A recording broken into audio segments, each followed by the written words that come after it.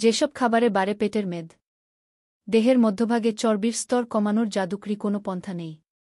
স্বাস্থ্যকর পন্থায় স্থির গতিতে পেটের মেদ কমানোর জন্য চাই ব্যায়াম, মানসিক চাপ ও অ্যালকোহল নিয়ন্ত্রণ এবং নির্দিষ্ট খাদ্যাভ্যাস। আর এই ক্ষেত্রে নানান ধরনের খাবার বাদ দেওয়ার কথা বলা হয়। তবে সবচেয়ে বাজে খাবারগুলোর কথা হয়তো অনেকেরই জানা নেই। যুক্তরাষ্ট্রের ইউনিভার্সিটি কলেজ লন্ডনের এপিডেমিওলজি অ্যান্ড পাবলিক হেলথ বিভাগের করা গবেষণায় দেখা গেছে, যারা অতিরিক্ত ক্যালোরি ও অধিক স্বাদযুক্ত উচ্চ প্রক্রিয়াজাত খাবার বেশি গ্রহণ করেন, তাদের পেটে জমে অতিরিক্ত চর্বি। এই গবেষণার বরাত দিয়ে ইদ্দিস.কমে প্রকাশিত প্রতিবেদনে যুক্তরাষ্ট্রের কলোরাডো ভিত্তিক পুষ্টিবিদ নোয়া কুইজাডা বলেন, আসলে এই গবেষণায় দেখানো হয়েছে যে অন্যান্য প্রভাবকের চাইতে বিশেষ কিছু খাবার মুদভুরি বাড়াতে ভূমিকা রাখে।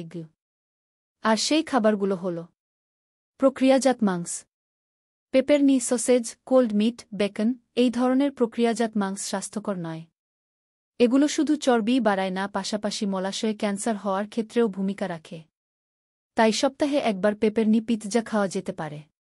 তবে সপ্তাহে একাধিকবার এই ধরনের মাংস খেলে বাড়বে পেটের মেদ। সাদা রুটি, সাদা আটা দিয়ে বানানো রুটি কিংবা বাজার থেকে কিনে আনা সাদা পাউরুটি, এগুলোতে থাকে না পর্যাপ্ত আঁশ ও পুষ্টি উপাদান। কারণ প্রক্রিয়াজাত করার ফলে সাদা আটা, ময়দা ও রুটি থেকে ঝরে পড়ে প্রয়োজনীয় পুষ্টিগুণ। আর প্রতিদিন এই সাদা রুটি গ্রহণ করলে পেটের ভেতরে মেদ জমবেই। এমনই দেখা গেছে গবেষণায়। তাই যখনই সম্ভব পূর্ণ শস্যের থেকে তৈরি রুটি খেতে হবে। অর্থাৎ বাদামি বা লাল আটার রুটি বা ব্রাউন ব্রেড। ক্যান্ডি, নানান ধরনের মিষ্টি, চকলেট বা ক্যান্ডি যে মেদ বাড়ায় সেটা নতুন করে বলার নেই। এই সরল কার্বোহাইড্রেটস সমৃদ্ধ খাবার বেশি খাওয়া হয়, তবে পেট ভরে না। কারণ এতে থাকে না কোনো প্রোটিন এবং আঁশ। মার্কিন পুষ্টিবিদ লরেন মানাকার একই প্রতিবেদনে বলেন, দেহের শক্তি যোগানোর প্রধান উপাদান হল কার্ব। তবে সেটা খরচ করা না হলে মেদ আকারে দেহে জমা হয়, বিশেষ করে পেটের আশপাশে। বোতলজাত সালাদ ড্রেসিং, ওজন কমাতে সালাদ খেতে বলা হয়। তবে এই খাবারের স্বাদ বৃদ্ধিতে বোতলজাত ড্রেসিং ব্যবহার করলে পেটে মেদ জমার ঝুঁকি বাড়বেই।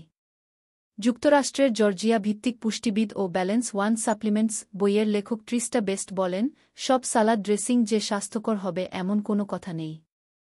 বেশিরভাগ ড্রেসিং বাড়াতে পারে ক্যালোরি ও চর্বি গ্রহণের মাত্রা।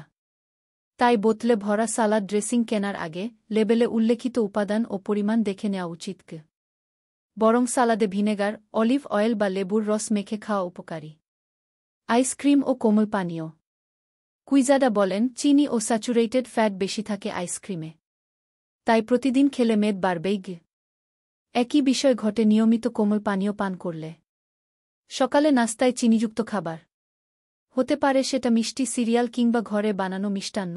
যে কোনো চিনিযুক্ত খাবার দিয়ে সকাল শুরু করলে পেটের চারপাশে মেদ বাড়বেই। কারণ প্রোটিনহীন এসব সরল শর্করা বেশিক্ষণ পেট ভরা অনুভূতি দেয় না। ফলে সারাদিনে খাওয়ার পরিমাণও বাড়ে। মোড়কজাত পেস্ট্রি কেক, বাজারে দোকানে নানান ধরনের কেক, পেস্ট্রি, মাফিন ও ডোনাট কিনতে পাওয়া যায়। সুস্বাদু আর মজাদার হলেও এগুলোতে উচ্চমাত্রায় চিনি ও ট্রান্স ফ্যাটস থাকে। ডেনমার্কের ইউনিভার্সিটি অফ কোপেনহেগেনের গবেষকদের করা পর্যবেক্ষণে দেখা গেছে, যারা ব্রেড রোল বা এই ধরনের বেক করা খাবার প্রতিনিয়ত খায়, তাদের দেহের মধ্যভাগ স্ফীত হয়। ভাজা খাবার হতে পারে দেশি আলুর চপ, সিঙ্গারা, বড়া, পেঁয়াজু কিংবা চিকেন ফ্রাই, ফ্রেঞ্চ ফ্রাই। এই ধরনের তেলে ভাজা যে কোনো ফাস্ট ফুড নিয়মিত খেলে পেটে মেদ জমবেই। এগুলোকে বলা হয় অতিপ্রক্রিয়াজাত খাবার, যা খেলে ভিসারাল ফ্যাট মানে পেটে অন্ত্রের চারপাশে চর্বি জমে।